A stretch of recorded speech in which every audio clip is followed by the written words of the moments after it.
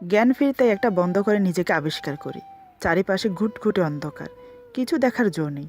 উঠে দেখার জন্য চেষ্টা করতেই দেখি হাত পা মুখ বাঁধা অবস্থায় আছে। চারিপাশে অট্টহাসি আর ফিসফিস আওয়াজ, ভয়ে প্রাণ পাখি বেরিয়ে যাওয়ার জো। লাল লাল চোখগুলো আমাকে দেখে যাচ্ছে। তারপরে যা হলো আমার সাথে আমি কল্পনাও করতে পারিনি এমনটা হবে। আমার নাম সামিরা সুলতানা, সবাই সামিরা বলে ডাকে। ফ্যামিলিতে মা বাবা আর আমি। মা বাবার একমাত্র আদরের মেয়ে আমি, তাদের চোখের মণি আমি।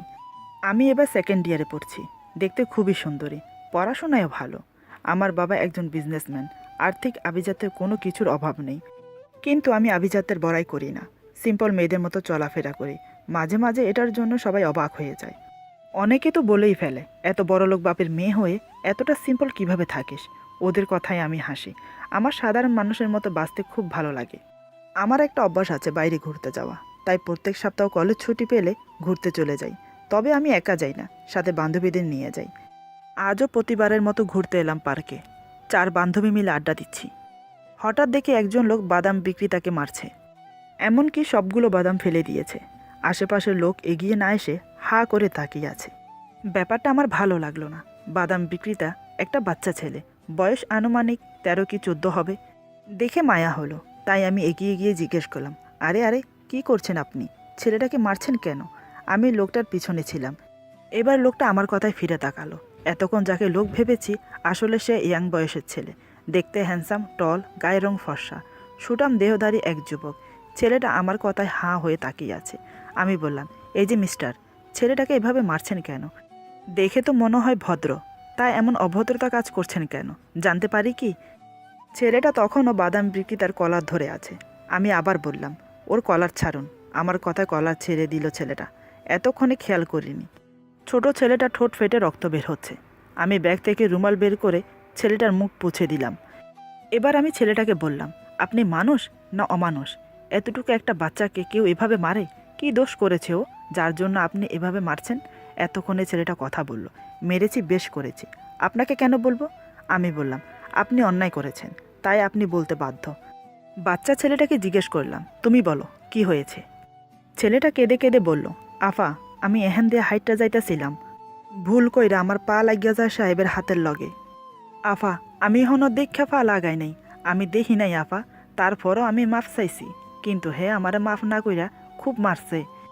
এটা বলে ছেলেটা হাউমাউ করে কেঁদে দিল। ছেলেটার কথা শুনে খুব খারাপ লাগলো।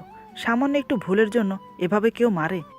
এবার আমি রাগ সামালতে পারলাম না, চেঁচিয়ে বললাম, আপনার হাত ভেঙে গেছে, দেখি হাতটা একটু। লোকটা বলল, কেন আপনাকে দেখাতে যাব? আমি বললাম, দেখতে পারছি আপনার হাত সই সালামত আছে, তাহলে বাচ্চাটাকে মারলেন কেন?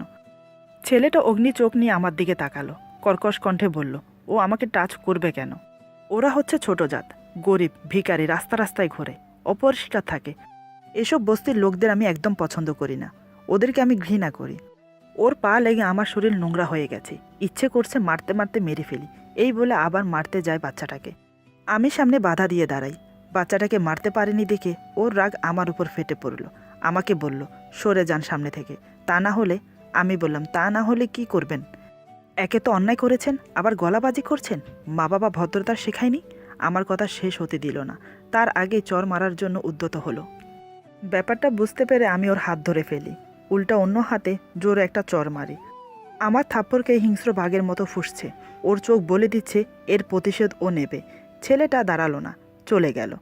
আমি সেটাই ভেবেছিলাম, কিন্তু না, বাইরে ওয়েট করছে আমাকে ফলো করবে বলে। বাচ্চা ছেলেটাকে কিছু টাকা দিয়ে বিদায় করে দেই। আমার বান্ধবীরা বলল, প্রতিবাদ করেছিস, মানছি, কিন্তু তোর উচিত হয়নি ছেলেটাকে থাপ্পড় মারা। জানি না এখন কি করবে সে। আমি বললাম, আমি তো ইচ্ছে করে মারিনি, আগে ও আমাকে মারতে চেয়েছিল, তারই প্রতি জবাব দিলাম।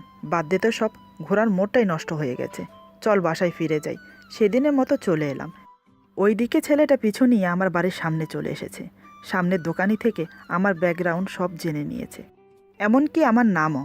প্রায় বছর দুয়েক কেটে গেল, এর মাঝে কোনো সমস্যা হলো না। একদিন আমার বিয়ের প্রস্তাব নিয়ে ঘটক আসে। সেদিন বাবা বাড়িতে ছিল। আমার বিয়ের ব্যাপারে অনেক কথা বলল ঘটক।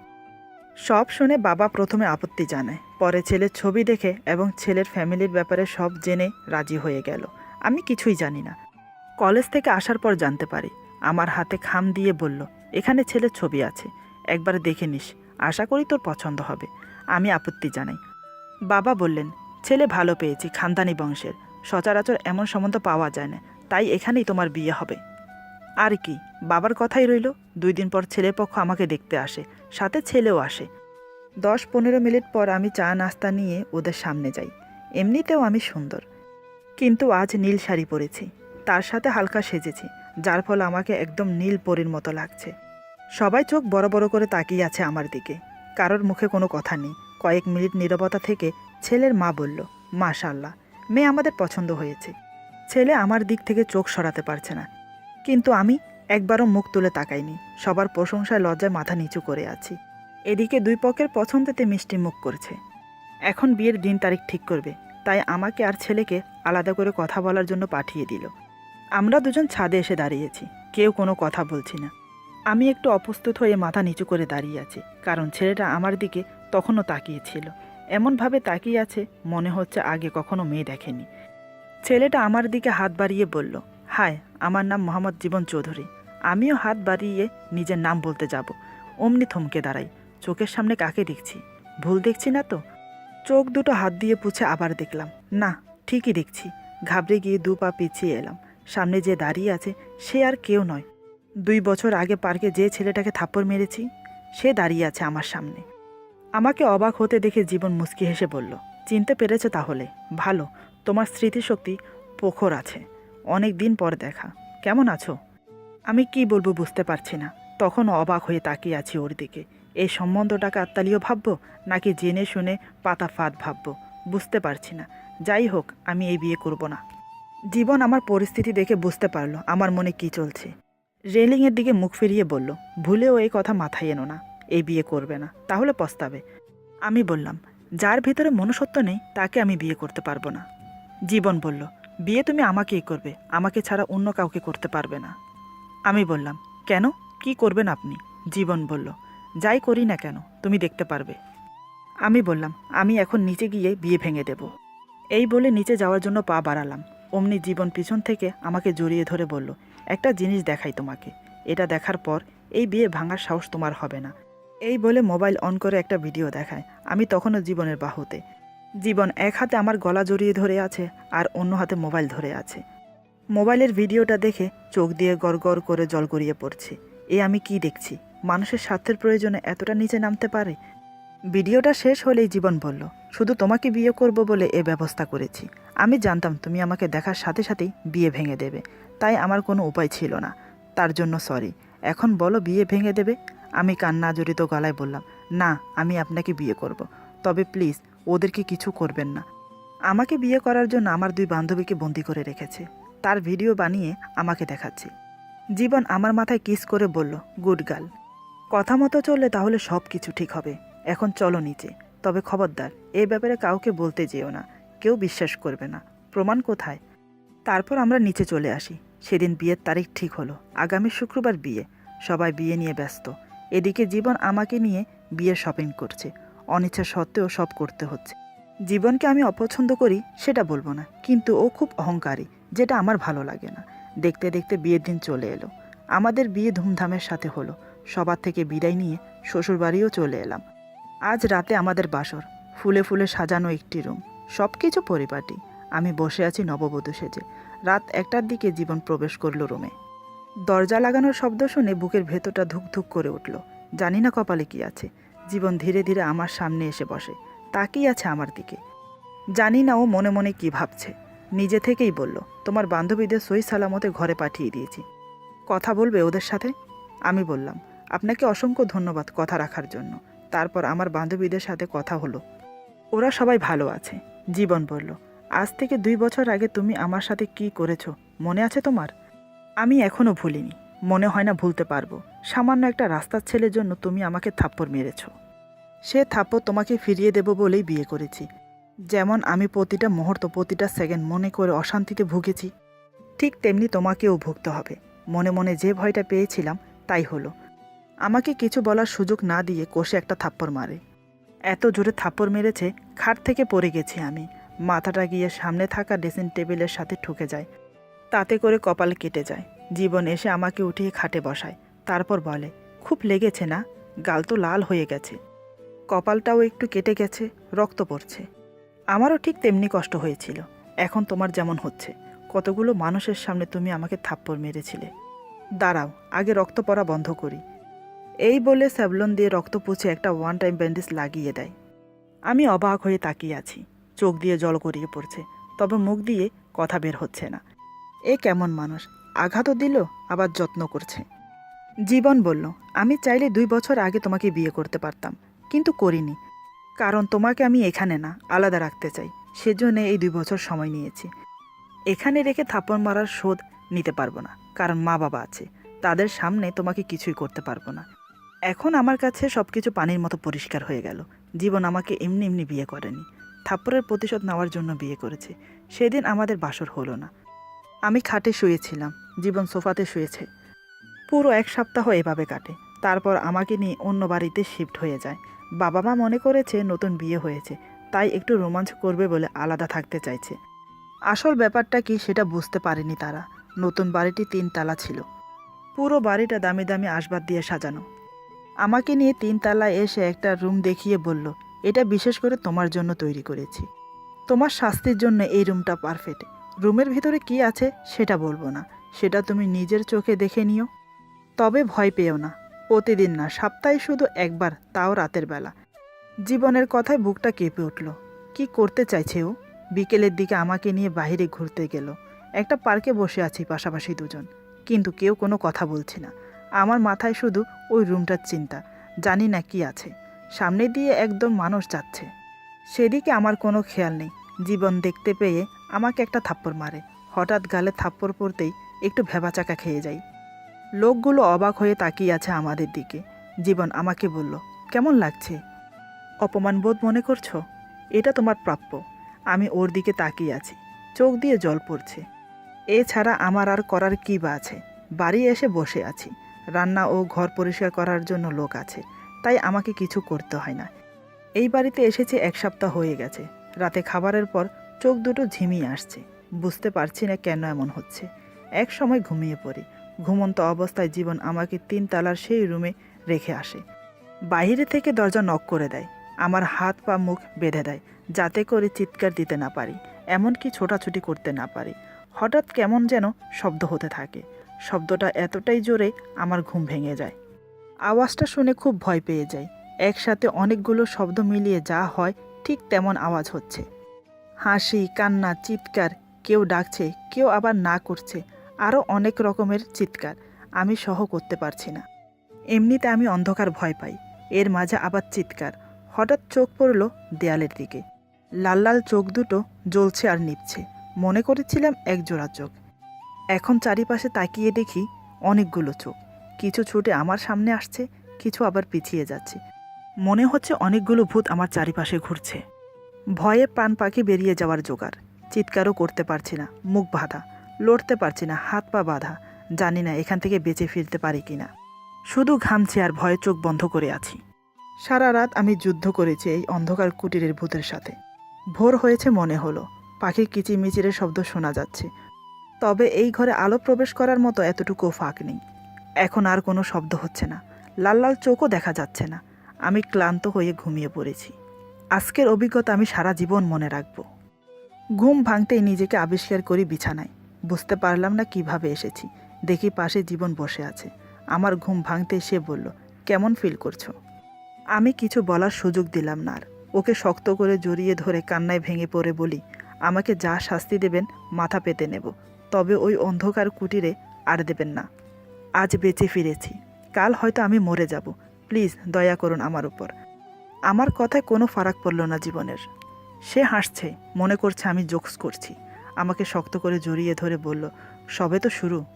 তোমার কপালে আরও কত যে দুঃখ আছে আমি নিজেও জানি না। তারপর থেকে প্রত্যেক সপ্তাহে একবার করে আমাকে ওই রুমে বেঁধে রাখে। কাজের মেয়েদের সামনে থাপ্পড় মারে, বাইরে নিয়ে গেলেও সেখানেও থাপ্পড় মারে। একটা থাপ্পড়ের প্রতিশোধ এতগুলো থাপ্পড় খেতে হচ্ছে। জীবনকে দেখলেই এখন আমার ভয় করে। আমি অধৈর্য হয়ে পড়েছি। রাতের পর রাত ঘুমোতে পারছি না। মনে হয় ওই আত্মাগুলো আমার চারিপাশে ঘুরছে। দিন দিন শরীর দুর্বল হয়ে পড়ছে। এখন আমি আগের সামিরা নেই, আগের থেকে অনেকটা শুকিয়ে গেছি। জীবন আমার পাশে বসলেই মনে হয় এই বুঝি আমাকে থাপ্পড় মারল। প্রতিদিন এই ভয়ে থাকি, এই বুঝে অন্ধকার কুটিরে হাত পা বেঁধে ফেলে রাখবে। ভয়ে ভয়ে থেকেও নিজেকে বাঁচাতে পারিনি। জীবনের অত্যাচার আর অন্ধকার কুটির, এই দুই আমার চোখের ঘুম হারাম করে দিয়েছে। আর পারছি না। মনে মনে ভেবে নিয়েছি সুইসাইড করব। একদিন সবার আড়ালে কিচেনে গিয়ে একটা ছুরি হাতে তুলে নিই। চারিদিকে চোখ বুলিয়ে দেখলাম কেউ আছে কি না। দেখলাম আশেপাশে কেউ নেই। আর দেরি করলাম না, ছুরিটা হাতের শিরার উপরে রেখে চালিয়ে দিলাম। তাতেই কাজ হলো। গলগল করে রক্ত বেরোতে থাকে। হাত থেকে ছুরি পড়ে যায়। ছুরি পড়ার শব্দে কাজের মেয়ে ছুটে আসে। এসে দেখে এই অবস্থা। জীবন তখন অফিসে ছিল। বাড়িতে 4 জন কাজের লোক।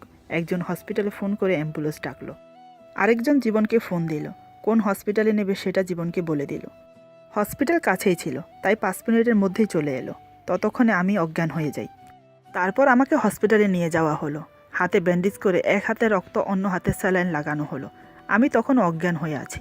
জীবন ছুটতে ছুটতে হসপিটালে এলো। ডাক্তারের সাথে কথা বলে জানতে পারলো আমি সুইসাইড করতে চেয়েছি। ভাগ্যের সময় মতো হসপিটালে নিয়ে আসা হয়েছে।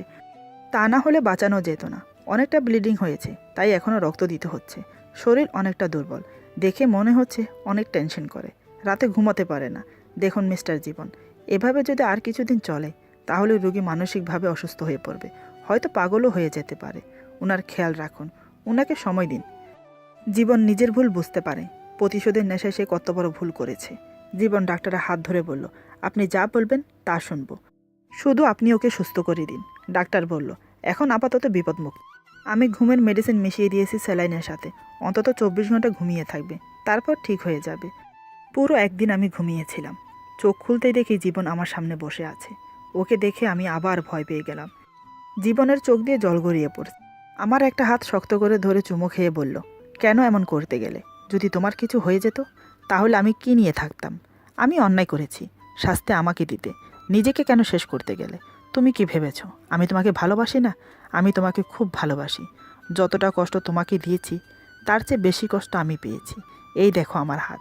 এই বলে আমার সামনে হাত দুটো মেলে ধরে। হাতে ব্লেড দিয়ে ছোট ছোট কাটা দাগ, গুণে শেষ করা যাবে না। জীবন বলল, তোমাকে একটা থাপ্পড় মেরেছি, ব্লেড দিয়ে 10 বার কেটেছি হাত। তোমাকে অন্ধকার কুটিরে রেখে দরজার বাইরে সারা রাত বসে থাকতাম। খুব কেঁদেছি। জানি না থাপ্পড়টার কথা মনে পড়লে আমার কি যেন হয়। ভালোবাসা পরিণত হয় ঘৃণা। তুমি আমাকে ভালোবাসো না। আমাকে ছেড়ে গিয়ে সারা জীবনের জন্য কষ্ট দিতে চেয়েছিলে, তাই না? আমি কিছু বলতে পারছি না, শুধু ওর কথা শুনছি। মনের ভয়টা হারিয়ে গিয়ে মায়া জন্ম নিল। আমি শুধু একটা কথাই বললাম, আমার এখানে ভালো লাগছে না, বাসায় যাব। আমার কথা শুনে জীবন ডাক্তারের সাথে কথা বলে আমাকে নিয়ে বাসায় আস্তে আস্তে রাত হয়ে গেছে। কাজের মেয়েকে বলল খাবার ঘরে পাঠিয়ে দিতে। খুব যত্ন করে আমাকে খাইয়ে দিল জীবন। মেডিসিন খেয়ে শুয়ে পড়তে বলল। আমি শুয়ে পড়েছি। জীবন আমার পাশে শুয়ে মাথায় হাত বুলিয়ে দিচ্ছে আর আমার দিকে তাকিয়ে আছে। জীবন বলল, এখন কেমন ফিল করছো? আমি বললাম, ভালো, অনেক হয়েছে, আপনিও ঘুমিয়ে পড়ুন। জীবন বলল, আমি ঘুমিয়ে পড়লে আবার সুইসাইড করতে? তার চেয়ে বরং আমি জেগে থাকি। তোমার বিশ্বাস নেই? আমি বললাম, আমি কিছু করব না, আপনি নিশ্চিন্তে ঘুমান। জীবন বলল, কিভাবে বিশ্বাস করি? আমি বললাম, বিশ্বাস করুন, কিচ্ছু করব না। জীবন বলল, বিশ্বাস করতে পারি, তবে একটা শর্ত আছে। আমি বললাম, কি শর্ত? জীবন আমার কানের কাছে ফিসফিস করে বলল, আমাকে শক্ত করে জড়িয়ে আমার বুকে মাথা রেখে ঘুমালে তাহলে আমি বুঝবো তুমি কিছু করবে না। আমি কিছু না বলে জীবনকে শক্ত করে জড়িয়ে ধরে ওর বুকে মাথা রাখি। জীবন আমাকে শক্ত করে জড়িয়ে ধরে মাথায় চুমু খেয়ে বলল, আই লাভ ইউ। আমি তোমাকে সত্যি ভালোবাসি, সেই প্রথম দেখা থেকে। শুধু থাপ্পড়টার জন্য ভালোবাসাটা কোথায় যেন হারিয়ে গেছে। সরি, আমাকে ক্ষমা করে দিও। আমি তোমাকে অনেক কষ্ট দিয়েছি। এখন তুমি আমাকে যে শাস্তি দেবে সে আমি মাথা পেতে নেব। তারপরও তুমি আমাকে ছেড়ে যেও না। প্লিজ আমার প্রতি এতটুকু দয়া করো। আমি বললাম, আমি আপনাকে ক্ষমা করে দিয়েছি, তবে আর কখনো এমন কিছু করবেন না যাতে আমি কষ্ট পাই। তখন কিন্তু সত্যি সত্যি আপনাকে ছেড়ে চলে যাব। জীবন আমার মুখে হাত রেখে বলল, ছি, এমন করে কেউ বলে? আমি তোমাকে কোথাও যেতে দেব না। যেখানে যাবে আমিও সাথে যাব। এই বলে জীবন আমাকে কিস করতে থাকে। আমি বললাম, ওই অন্ধকার করে কি ছিল? জীবন হেসে বলল, তেমন কিছু না, ভয়ঙ্কর ভয়েস রেকর্ডিং করা ছিল। আর লাল লাল ছোট লাইট, সেগুলো আমি কন্ট্রোল করতাম। তুমি খুব ভয় পেয়েছো, তাই না? এই বলে হাসতে থাকে। আমি বললাম, আপনি হাসছেন? আমার তো ভয়ে মরার অবস্থা হয়েছিল। জীবন বলল, সরি সরি, আর কখনো এমন করব না। এই বলে আমাকে শক্ত করে জড়িয়ে ধরে। জীবন আবার বলল, আজ তোমাকে খুব ভালোবাসতে ইচ্ছে করছে, কিন্তু তুমি অসুস্থ, তাই হয়তো হবে না। আমি বললাম, আমি ঠিক আছি। ভালোবাসা কি সুস্থ অসুস্থ মানে? ভালোবাসা তো ভালোবাসাই হয়। যদি দুজনের মন এক থাকে, যে কোনো পরিস্থিতিতেই ভালোবাসা হবেই। জীবন বলল, তাহলে চলো আজ আমরা একে অপরকে উজাড় করে দিই। তোমার কোনো বাধা নেই তো? আমি বললাম, ভালোবাসা কোনো বাধা থাকে না। আমিও চাই তোমাকে ভালোবাসতে। আমার মুখে এই কথা শুনে জীবন ওয়েট করতে পারছে না, আমাকে শক্ত করে জড়িয়ে ধরে আদর করতে থাকে। আমিও জীবনকে শক্ত করে জড়িয়ে ধরি। জীবন আমাকে আদর সোহাগে ভরিয়ে দিচ্ছে।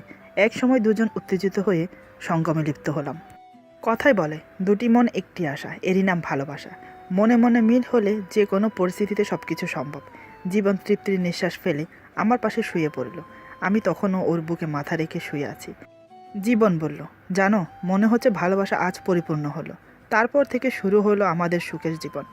সুখে দুঃখে একে অপরের পাশে থাকাই ভালোবাসা। ভালোবাসা এমন একটা সুখ যেটা সচরাচর ধরা দেয় না, পালিয়ে পালিয়ে বেড়ায়। তাকে জয় করতে হলে দুই মন এক হতে হয়, তাহলেই সম্ভব। আজকের গল্প এখানেই সমাপ্ত। আশা করি গল্পটি আপনাদের ভালো লাগবে। যদি ভালো লাগে তাহলে লাইক, কমেন্ট এবং সাবস্ক্রাইব করে আমাদের পাশে থাকুন। বেল আইকন প্রেস করে দেবেন, তাহলে আমাদের নিত্য নতুন ভিডিও আপনাদের কাছে পৌঁছে যাবে। বন্ধুদের সাথে বেশি বেশি করে শেয়ার করুন। আর আপনারা সবাই ভালো থাকুন, সুস্থ থাকুন। আল্লাহ হাফেজ।